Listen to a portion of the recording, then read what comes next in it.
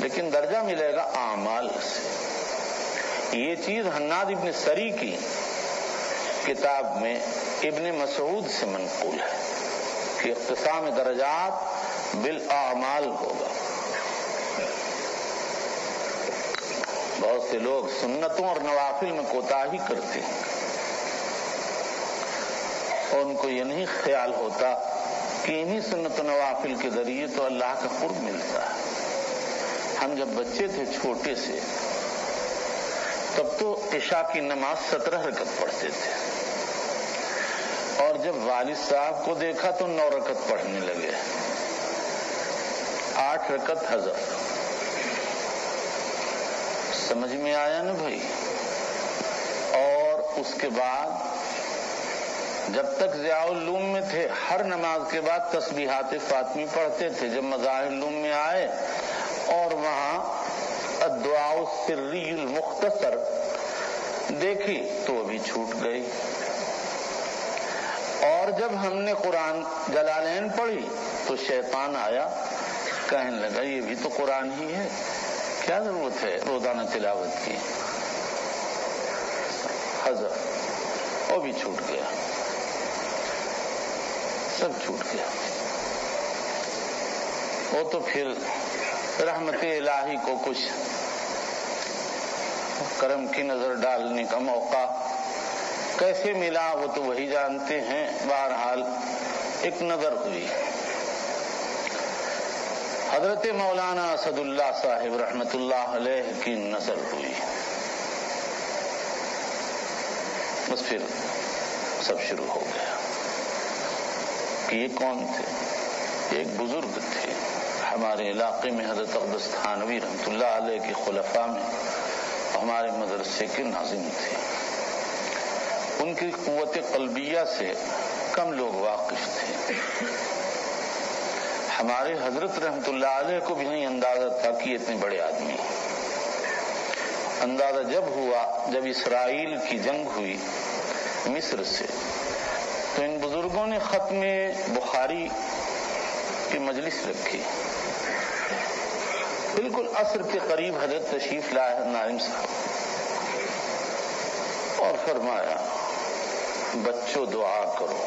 یہ لفظ کیا تھا جیسے معلوم ہوتا ہے کہ لوگوں کے قلوب پر بجلی گر گئی اور ہمارے قلوب نکلے جا رہے تھے اندر سے, اور شاید 1.5 منٹ گزرے ہوں گے. بچوں بس ایسا معلوم ہو کوئی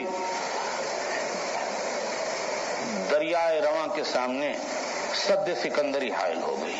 اس دن اندازہ ہوا, میں نے خود دیکھا حضرت کو کہ حضرت نائم صاحب کی قوت قلبیہ کہ بالکل قائل ہو گئے کہ بڑے آدمی ہیں. اور شام کو اطلاع آئی کہ جنگ بند ہو گئی. تو ایسے ایک دن میں بیمار پڑا تھا. میں نے حضرت کے ہاں پیام بھیجا ناظم صاحب کے ہاں کہ حضرت میری طبیعت بہت خراب ہے, کیا آپ لوگوں کو بتاؤں. فرمایا میں تم سے غافل نہیں ہوں. بھی یہ کیا چیز تھی میں نہیں جانتا. میرے سارے وجود میں کوئی چیز اندر چلی گئی اور میرے سانس سے, آنکھ سے, منہ سے نفی اس بات جاری ہو گیا. سمجھ میں آیا نا. اور ان کی بہت سی ایسی باتیں ہیں جو کہنے کی نہیں ہیں. تو اصلاً تربیت باطن ہمارے حضرت ناظم صاحب نے ہماری کی. ایک دن بلایا, کیا ان کی کرامات بیان کروں. میں عصر کی نماز پڑھ کے سلام پھیرتے اندر بھاگ جاتا تھا مسجد میں اور 1 رکوع 2 رکوع پڑھتا تھا. حضرت نے فرمایا میاں یونس کو بلاؤ. میں گیا. فرمایا جب دعا کرو تو دل لگا کر کرو. میں اندر چلا گیا. پھر فرمایا بلا کے لاؤ. جب دعا کرو تو دل لگا کے کرو. پھر میں چلا گیا. پھر تیسری مرتبہ بلایا. فرمایا جب دعا کرو تو دل لگا کے کرو. اس کے بعد کیا حالت طاری ہوئی کیا بیان کریں. ہم تو ویسے ہی کہ ویسے ہی کودن, لیکن جو چند دن میں حالت گزر گئی وہ جس پر گزری وہ جانتا ہے، اور جس نے ایسے کر کے ختم کر دیا وہ جانتا ہے۔ جب ناقابل برداشت حالت ہو گئی تو میں نے پیام بھیجا، تو حضرت نے فرمایا میں آنے قابل نہیں ورنہ میں خود آتا۔ میں گیا، لڑکوں نے کہا حضرت یہ آئے، فرمایا اولئک لا خوف علیہم ولا هم یحزنون۔ ختم۔ بہت چاہا کہ وہ حالت پیدا ہو جائے، ہوئی ہی نہیں، بس ایک لفظ میں سب ختم ہو گیا کہ وہ کیا حالت تھی۔